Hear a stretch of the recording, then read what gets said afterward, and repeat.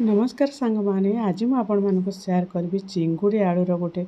मसलादार गोटे रेसिपी आपण मानको समस्त को बहुत भल लगे। आपण माने समस्ते चिंगुड़ी आलूर झोल बनई किंतु मु आज आपण मानको गोटे सिक्रेट मसला दे बनैबी जोड़ा कि आपण मानको बहुत भल लगे। आउ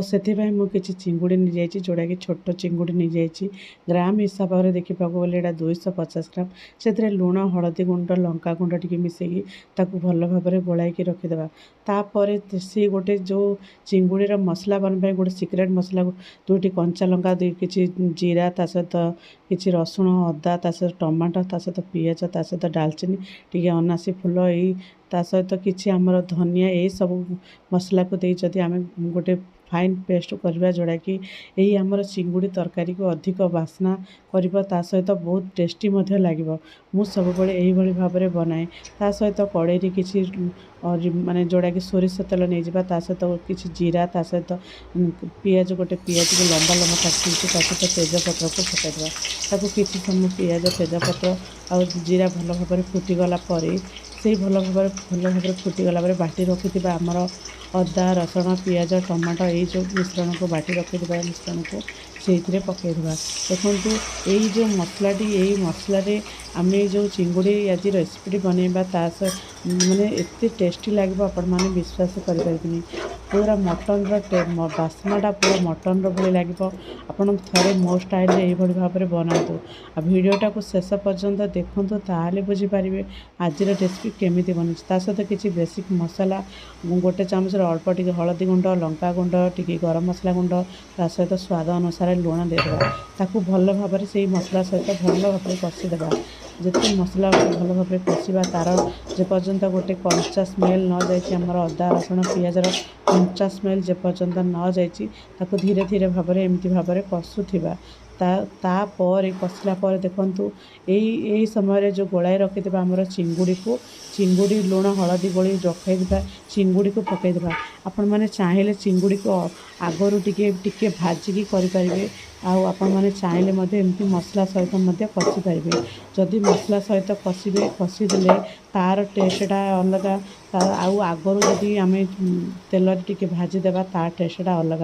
आगरू भाजीदे आमर चिंगुड़ीटा टिके माने पूरा छाणी है भाई लगे टे माने सुखुआ टाइप टे तार बास्नाटा टे सुखुआ टाइप लगे। आपण मैंने जदि मसला सहित यहाँ कषिबे ता सहित अति कम समय भितर आमर चिंगुड़ी भाजी जाए ता सहित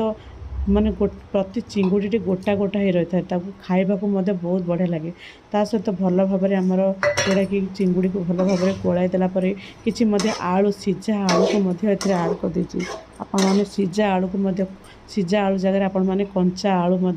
मसला सहित टी भाजिकी नहीं पारे किंतु मो चिंगुड़ीर गोटे मसला बनाऊँगी जोड़ा कि सीझा आलूटा टिके देले तार माने टेस्टा बहुत बढ़िया लगे। तापर भल भाव में मसला को कषिदेला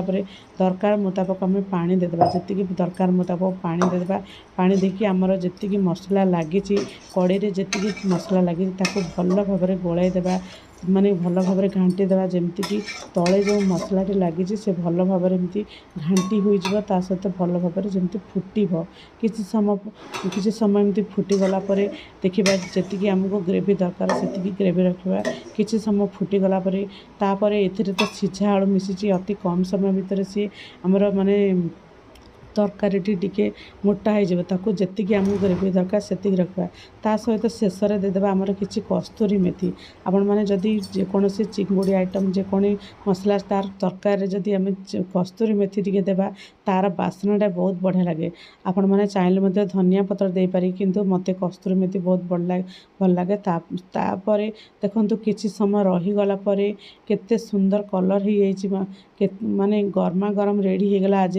चिंगुड़ी आलूर झोल। आशा करुच्ची आज ये चिंगुड़ी आलूर झोल आपण मानक निश्चित भाव में भल लगी आपण मैंने थे मो स्टाइल ये भाव में चिंगुड़ी आलूर झोल बनातु केमी लगे आपण मानकर अनुभूति मो सहित शेयर करूँ। आउ पुणी एक नुआ रेसिपी नहीं पुणी आपण मानक आसबि आउ रोचे सांग मैंने जय जगन्नाथ सांग मैंने आपण मैंने धैर्यर सहित भिडियोटा को शेष पर्यंत देखुं से आपण मानक अनेक अनेक धन्यवाद। जय जगन्नाथ सांग मैंने।